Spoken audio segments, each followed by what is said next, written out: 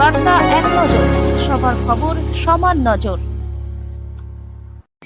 এখনো পর্যন্ত প্রতিমা তৈরি করতে ব্যস্ত মৃৎশিল্পীরা। আগামীকাল কার্তিক মাসের সংক্রান্তি, বাংলা মাসের শেষ দিন।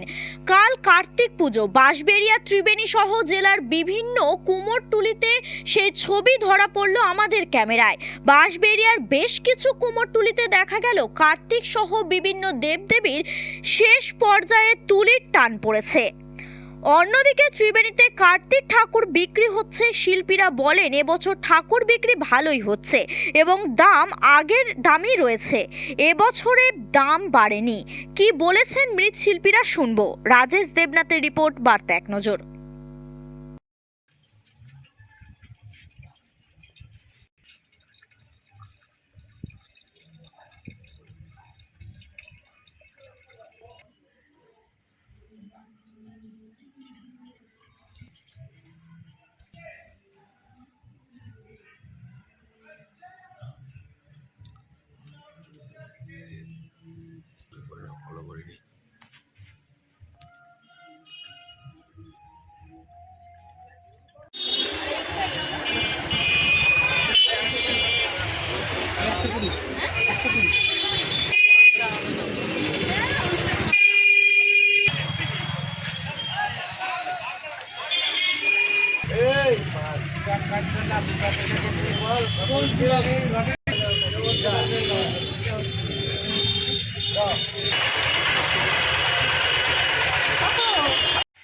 ভালোই, মোটামুটি ভালোই।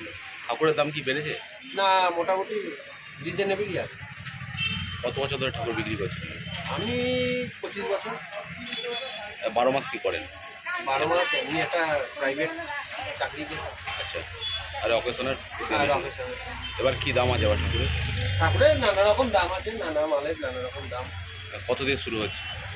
এই ধরুন 100 থেকে শুরু হচ্ছে।